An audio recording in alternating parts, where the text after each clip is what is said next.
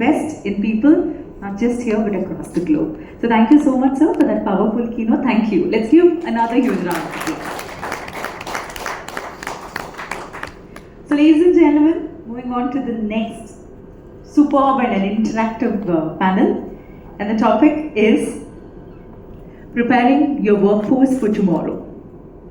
In a world where skills evolve faster than ever, where technology disrupts industries overnight, and where employees' expectations are constantly shifting, the big question is, how can organizations get their people future ready?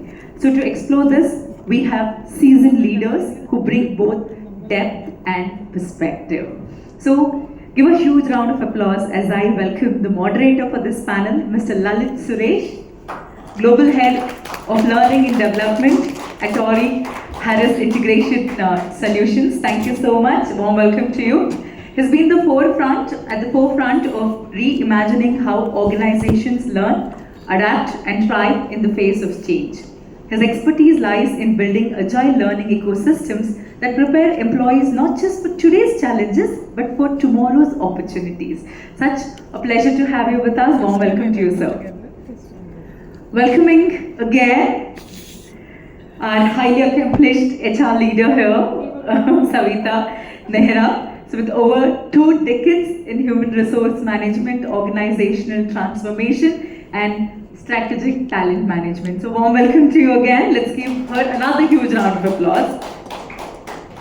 And welcoming another seasoned leader who is here with us, Angeline Babu, a seasoned L&D professional leading global L&D teams across Asia Pacific, Middle East and India. She was a banker, entrepreneur, social activist in her earlier avatars. Currently, the Talent Development Director at Ionix, a boutique HR advisory. Such a pleasure to have you with us. Let's give her a huge round of applause.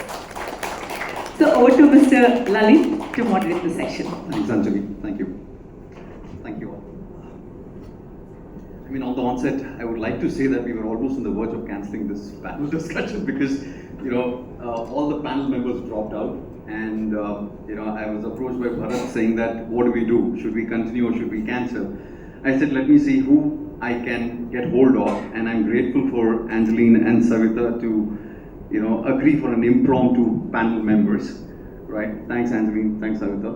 All right. So the topic is about, preparing the workforce for tomorrow, right? In my view, I think it is important as we see the entire ecosystem of L&D changing, right? With AI and other future readiness, right? So my first segment that I'm going to talk about is more from the workforce skills for the future, right? And for this, I would want to ask Savita, right?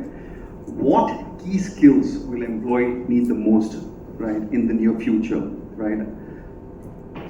So thank you so much, and I know we are in between lunch, and many of them have already started slowly sneaking out. We all know what kind of skills we need, right? I think if you look at it, but my personal experience, which I feel and somewhere we would be, and we discussed in the earlier panels as well, emotional intelligence is something which is important for us, while data analytics and you will look at other things. But I think it's very important that you have that empathy in yourself. You would talk to the people upon change management. Again, it's going to be collaboration, and it's no longer collaborations only team. It is tech collaboration. That's what I call it. That's the way it's going to be. So it's very important that how we go around having these, but there are multiple. Well, you can see it around. But then for me, I think it's important that as you go each day, and the future, the way it is asked for, it's changing drastically. Now you're currently looking at the data part of it, you're analyzing, and we discussed, and we had a beautiful panel where a lot of questions were asked saying that what is required. So I think we covered that kind of a thing, but I think these are the ones which I think, from my perspective, that these are a few things which we would require for. Valuable insights, Savita. Angeline, what do you think, how do we prioritize skill building, right, for the future? So this is a question that keeps getting asked, right? How are we going to be future ready?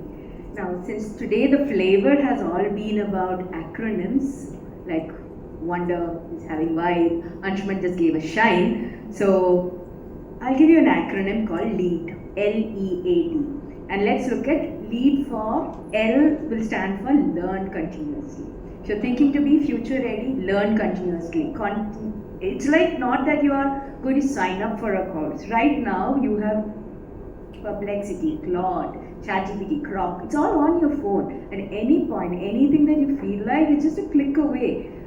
We were the people who used to have to go to libraries to learn. Okay, I know we are realizing how old we are, but at this moment, for each and every one of us to learn is just a click away, and keep continuously updating yourself. It's about if you do not disrupt yourself, you're definitely going to get disrupted. It's a matter of time. E will stand for engage with change. Change is not going to come, it is already here. Might as well get accustomed to it, engage easily with change. A in your lead standing for accept new tech. You can't get away with it, whether it is HR technology, whether it's digital transformation, all said and done, adapt to it, accept it, and move fast with it. And finally, D, develop your interpersonal skills. We keep saying about rapport, communication, empathy. In a world where artificial intelligence is taking on, I think it's the human intelligent part, something that we are all missing out.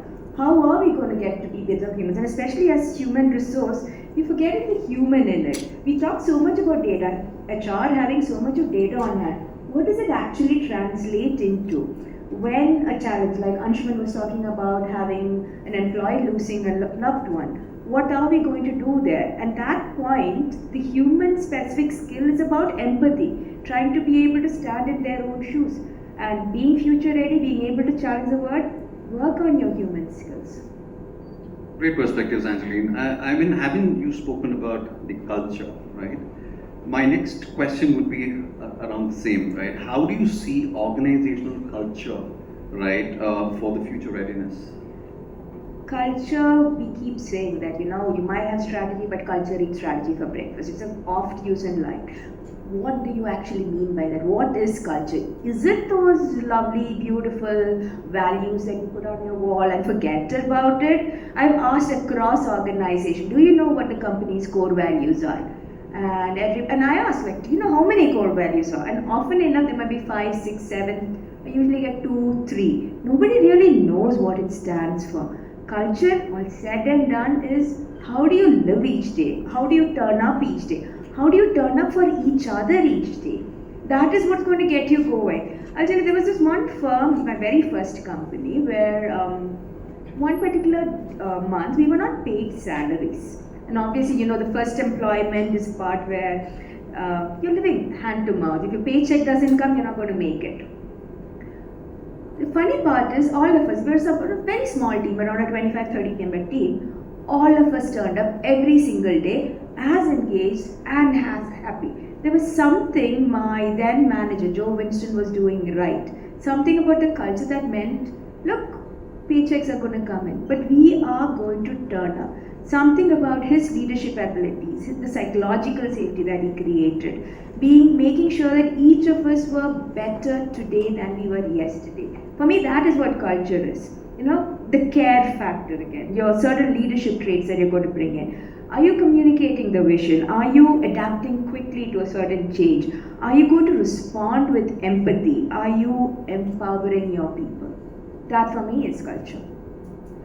So I just want to add on the point, Sure. okay, and very well said, Angie. So when you talk about culture, we all talk, it's a fancy word. It's like everyone is looking about it. Oh my God, this organization culture. Believe it me, Google has the best of it, right? They give the best culture, best of benefits, everything. What is attrition? Would you know? Anyone know? They have quite a good attrition as well. Percentage. I don't want to quote on it. 4%. Yeah. So there has been, and I have one of my HR who is working their team, and she says, we have given everything to them, under the sun, roof, whatever you wanted, right? But still, the way we have started engaging and showing them that these are the skills, these are the technologies they're going to work on. I think that has opened up in terms of employee getting related to the organization. They're relating to themselves. And culture is built not just because you have those mission, vision, values put all over in your meeting room. You go open, see, this is the one, new joining, this is our value, this is our thing. No, that's not the way. We have, and I'll tell you a few of my organizations which I worked in the past, we used to have our leaders get assessed on these values, including managers. Right? You talk about respect, you talk about communication, you talk about transparent, being your values. We would have them assessed on these, and then we used to show them their scorecard. Believe me, it was shocking. And we were like, oh, and then the leader would say, oh, I am talking to them, I am giving them target, I am very transparent, I am very, vocal about it. But no, you're not giving that one-on-one time to each and every one. You're not talking, and I'm talking about a leader having his 5 DRs of one down to do that one-on-one. It takes him 6 months to do those one-on-ones. Imagine. So it's the values which we are creating, right? So it's all about connecting and having those transparency. Sorry, I keep talking a lot, but then go on. I think wonderful perspectives, Savita. I do agree that culture indeed shapes readiness, right? Now talking about that now, I want to touch base on the leadership. Okay, Savita, in terms of leadership traits, right? What are those that you see are essential in today's industry changes and more from a future readiness perspective? Well, I have a different thought process. First is the mindset part. Okay, immaterial, what you do, there is the mindset of that leader if it's not changed. Immaterial, you become technology, you bring, the experience, you become automation, whatnot. If that leader does not have that mindset, it will not work through. And usually they say they put the gun on HR shoulder saying, you go forward, you talk about it. No, it's not us. It's everyone together as leaders, right?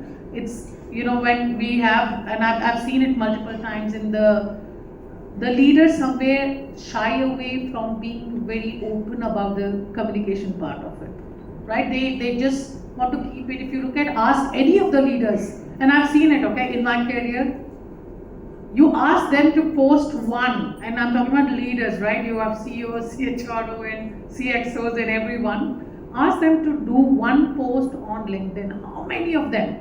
There are few who does very promptly. How many of your business leaders would even write one note of appreciation on the LinkedIn because he or she is more worried, oh my God, what are the other colleagues going to think? Because I have done this, they will think that I'm harsh. Come on, what are we talking here? So it's you as a leader. It's very important how you stand up on these traits, which is important for you to stand up for, right? You have to be very transparent. You have to communicate. You have to have collaborating. You see pre-sales, sales, and we all have managed the business, right? I was talking about HR being L&D separately, TA. The same thing is in business. The sales team is separate, pre-sales is separate, and then you talk about it. They all are not coming together. You have one RFP to be filled in, everyone is fighting for their piece because they don't think at that one vision. So that's why I think as a leader, it's very important for them to look at as one picture, one goal, one result, and that whole mindset. There are multiple others which is there. I'm sure you all know it. You must have done by now. ChatGPT में डाल के अच्छा वाला response आया होगा, much better than mine. But then it's important that we stay grounded in life. That's the way I would say. I have a lovely story to share there. I know an experience that I keep going back to it. We keep talking about leadership quality, and everybody assumes that we are born as leaders. And generally, if you see leaderships, how it evolves in most organizations, someone who's a good individual contributor, we promote him, and he becomes the next leader.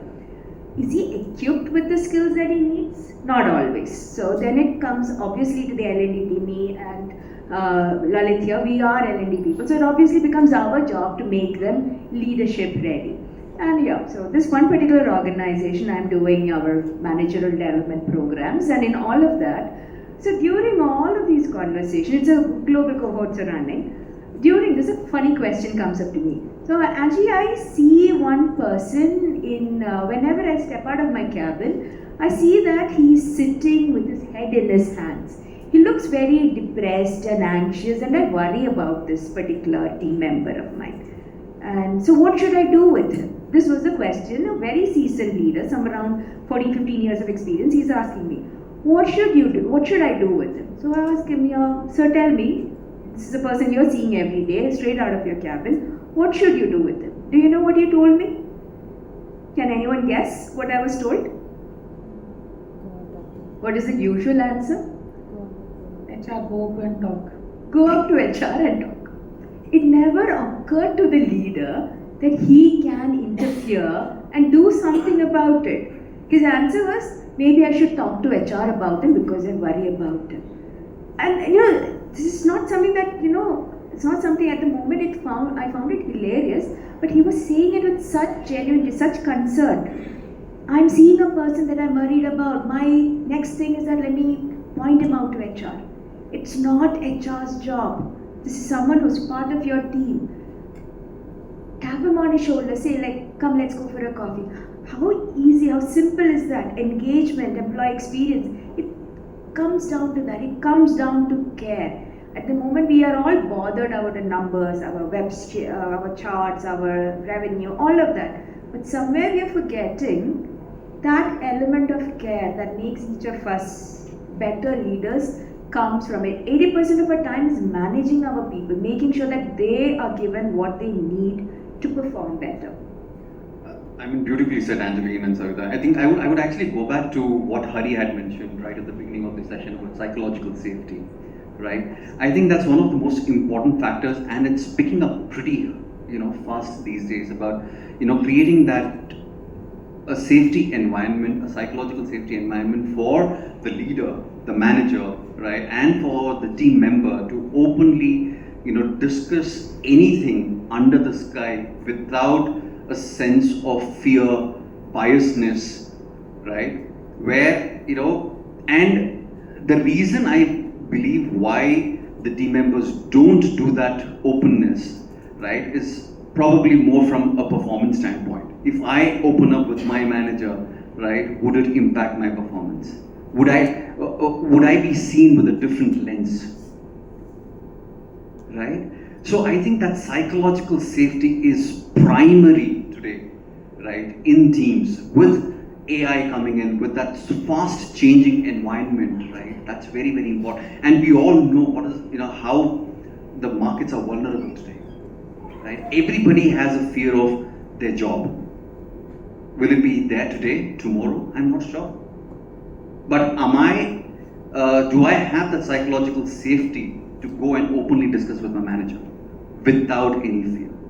I think that's primary for us, and I'm going to tag it back to the culture also from an organizational standpoint. It needs to be there, and it becomes the responsibility of the L&D folks, the HR, and the entire organization to make their employees feel at home, create that psychological safety around, right? So I think with this, I'm going to end my panel discussion. Okay, it's a very short, in the interest of time, right?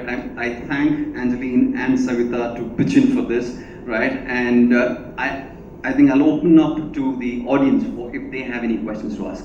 Yes, ma'am.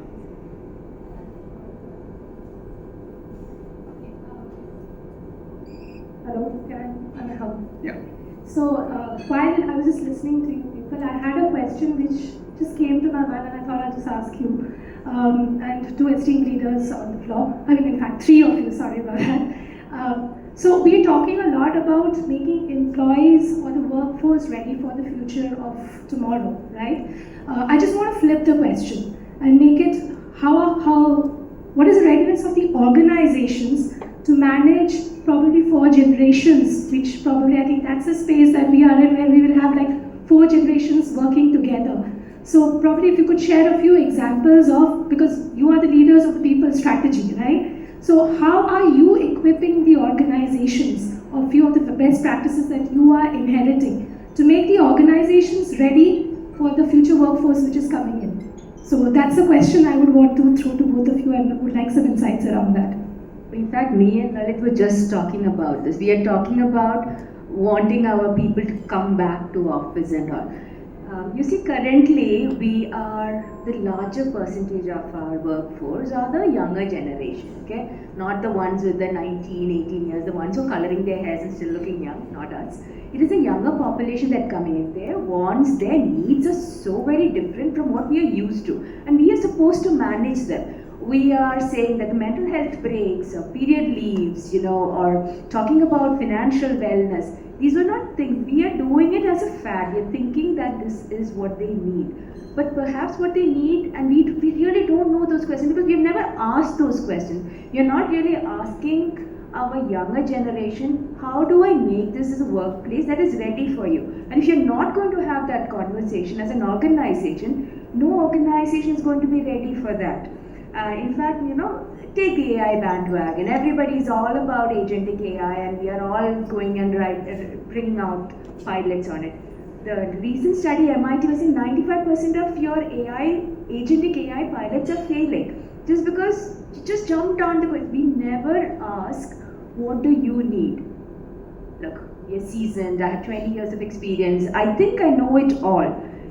Put that ego, that I know it all outside. The current world we are in, it is not one which we were brought into. Every single employee of us, every single team member of us, they want something a whole lot different. And unless you ask it, you're never going to be prepared for it. It is not about fancy tools and having your lunch and all fancy meals prepared, having gyms within the office, about arranging. It's something that is creating. 80% of their day is spent in offices. Are you making it a place that they want to turn up on a Monday morning? The best measure of employee experience, sit in your office lobbies on a Monday morning and see how people are walking in. Are they walking in like, oh, I'm done, another day in office? Or are they walking in happy, peppy? Do they have a best friend in office? Do they find the work meaningful? Are they learning something? Do they know what they're going to evolve into? Can you show them that? Is your communication clear? As leaders, I think that's what we need to show them. This is what you're going to be with 2 years within the organization. Does that answer your question? Thank you so much.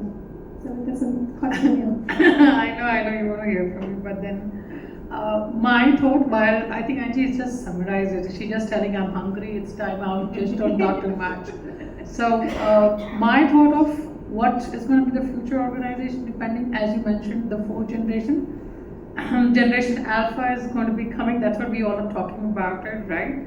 So I think the needs have been always there. You talk about the needs of your parents, look at how they were. They were like, okay, yes, home, this, then we came in, that's how my age, you can guess now. So then we came in, that we are the only generation who has to look after our parents, our kids. We are that middle one. Now if you see it, and if I'm going to talk about my son who is 17, and I talk to him when saying that, okay, what you need is all code words and those fancy jargons you call it, right? No, I call it as code words because I'm like, I don't understand, bro, it's going on my head. And it's bro, right? How hard you try, how much you want to turn this side, show your parents how your parents were teaching you, how you were, nothing works. It's their way only, right? And that's the same thing is going to happen in our organization. When they come in, and what we're talking about, the full time, and I think there are multiple articles on IT and service industry, how it's going to be, impacted. This generation, we're going to look at people only coming for those short projects. They'll come for the project, they'll go, it's going to be more contractual, and they are going to choose that I want to do this. Right? How are we struggling to hire people? Believe in me, my brother who works in one of the organization, and he was telling, we are not getting, I have done shortlisting of 600 profiles, and we are not able to get 10 people to talk to clients. The skill requirements are changing. That is not available. How hard, and the employees are not okay. And some of them, they come for the interview where they're shortlisted, they say, no, we're not okay with the timings. Now it's impacting my Friday. When we Because start- the shift is from 2 to 11. And that employee just refused the offer. Immaterial, they try to give him double 60, 100% salary, and didn't work. And my brother said that he literally had to beg him, please join us. But it didn't work. So that's what I'm saying, it will change. How we as a manager, how we as a leader are thinking, it's going to be different. Right? And that's why we say now in the lonely world of ours, right? When you see these kids, why the mental well-being, everything is talked so much hype about. Why? Because they don't have friends, they don't have relations, they are feeling so isolated. Even if they have friends, it's all that Insta, like, everyone was talking about how many likes, and Anshuman also mentioned how many likes, how many posts, and who have loved her, who liked it, all that. That's life, that's their life. social validation. Yeah, it's a validation they need. They don't believe in shutting down. You ask, like my son, if I took him to one of the places where intentionally there was no net. And I was looking only for a place which was that. Because they have to be detached from it and they are not living that moment. They are eating there with the phone. You're talking something, you're going bathroom. I'm like, this is crazy hell. They forgot that. So, and this is how the generation, our organization is going to be. You throw whatever coffee, tea, nothing is going to work. No dance, drama, nothing. I'm sorry. I think again, lunch, I'm hungry, no? No, I have a niece who I would quit her want- job within 6 months of joining her first job. Any of us remember when we got our first job, we were all, oh wow, privileged, thank you for employing me. And we have the generation who's joining now like, no, the vibe doesn't match. Yeah, the vibe it relates here. Vibe doesn't match. So yeah, it's up to us, the grey-haired humans, to create the vibe that makes them want to turn up for work. And there's no tattoos, right? As Harry was mentioning, that offer letter we were taking and we are waiting for the 6-8 months, right? Oh, that's a job. Now, for example, like if you have some big organization or from a Google, if you get an offer, people will say, oh my God, if it was our generation, oh my God, it's Google. Not anymore. And my niece, she gone to the legal part of the team. Yes, so? And I'm like, what? This is how you react? And this is how they react. They're like, so what? Alright, sorry, thank you. So I think just to add to what Savita and Angeline spoke about, right? I think it's high time for the organizations to start having those open conversations to build flexibility around the processes and the policies, right?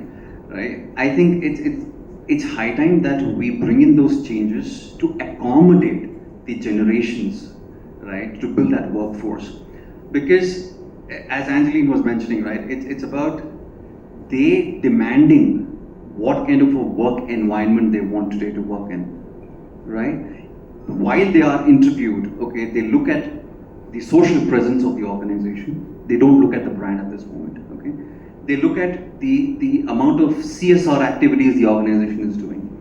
They look at flexibilities on their leave policies, right?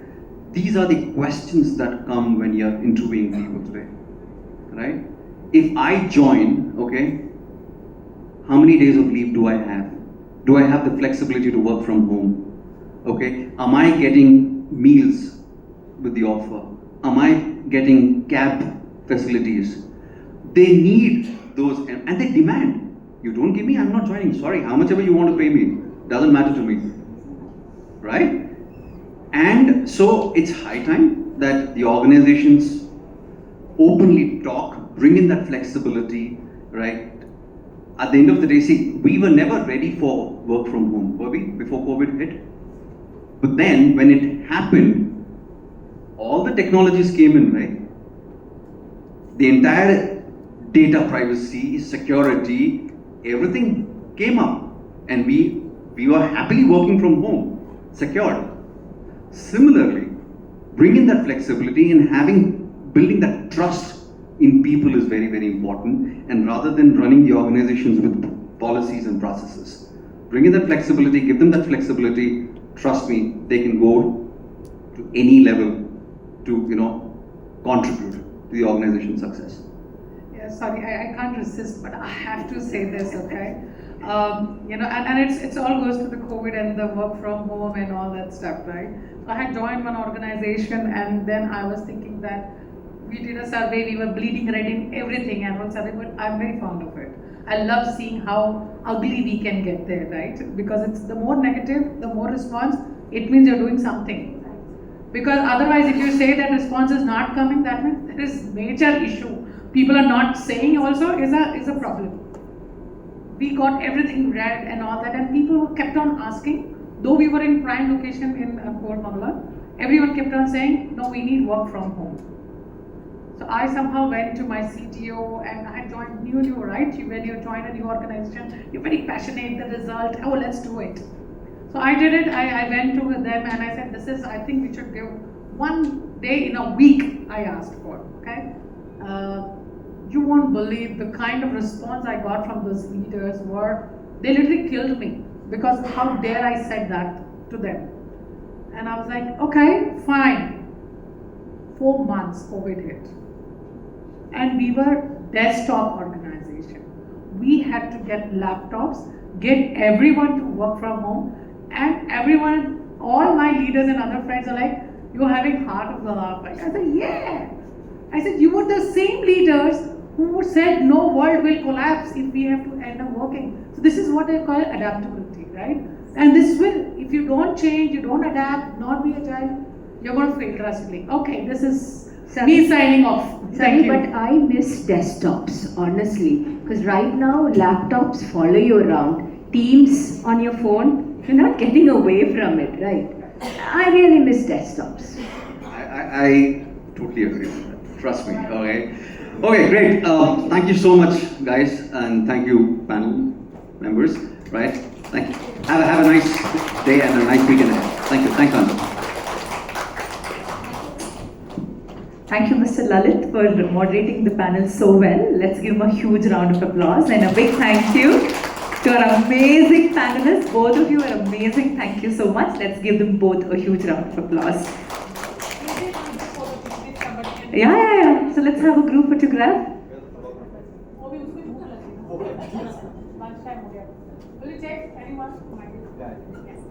So very well summarized, right? Preparing the workforce for tomorrow isn't just about predicting the future. It's about creating a culture that's ready for future. And that's what the panel summarized very well. Thank you so much. Another huge round of applause for all of them. Ladies and gentlemen, come on.